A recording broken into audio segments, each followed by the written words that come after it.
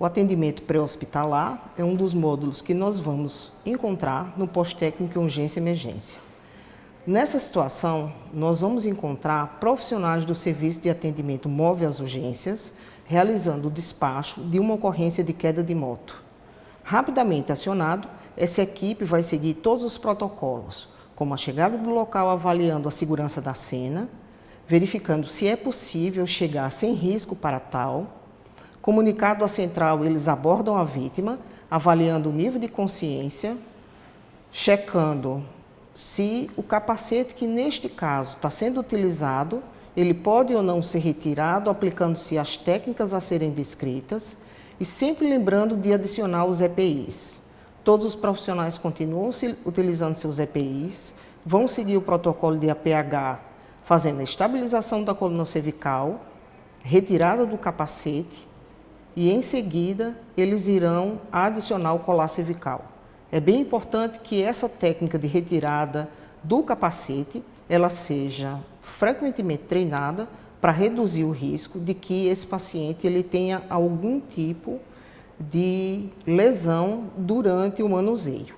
Aplicado o colar cervical direcionado para essa vítima, que no nosso material de apoio consta, esse paciente é avaliado de maneira primária, aplicadas as condições de oximetria e verificado que existe indicação. O oxigênio ele não é para tratar de espineia, e sim indicado para os pacientes que têm uma redução na oferta de oxigênio. Abaixo de 95 pacientes instáveis com alterações clínicas devem então ser ofertado. As motolâncias adicionam a oferta menor, haja visto que esse paciente está estável. Sabemos que o catéter de oxigênio oferta até 21% de fração expiratória de O2 e então eles vão dar continuidade nessa avaliação do paciente sobre observar a presença de dor ou redução de movimento em alguma das extremidades.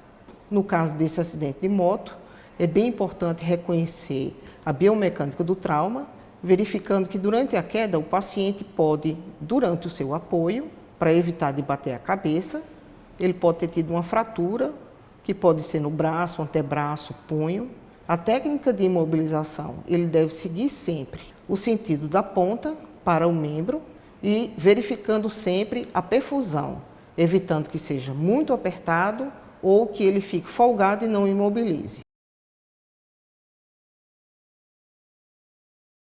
Em seguida, foi entrado em contato com a central e foi observada a necessidade de realizar uma infusão venosa para esse paciente e através dessa infusão, que pode ser executado através de deliberação da central, o paciente foi puncionado um acesso venoso, lembrando que não existe uma recomendação de que esse paciente receba grande quantidade de volume ou que o catéter seja calibroso para tal e, portanto, deve-se verificar se essa técnica de infusão ela realmente é necessária.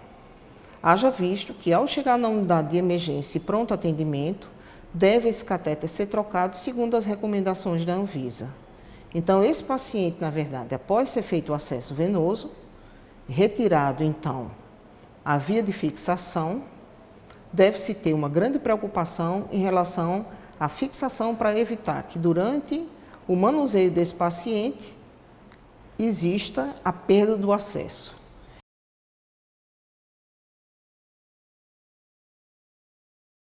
Realizados os procedimentos de avaliação primária e secundária, será entrado em contato com a central de regulação.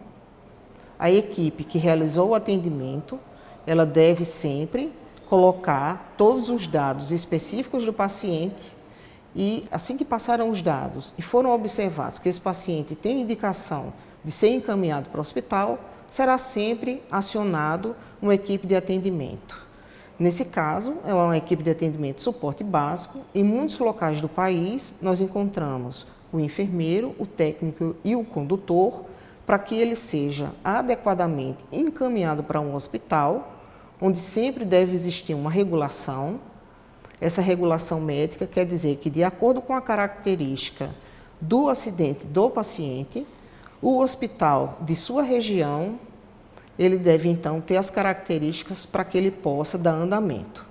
O paciente ele foi colocado a cavaleira, que é uma das técnicas também utilizadas na prancha rígida, justamente para reduzir o risco de iatrogenias e manter a sua coluna totalmente restrita.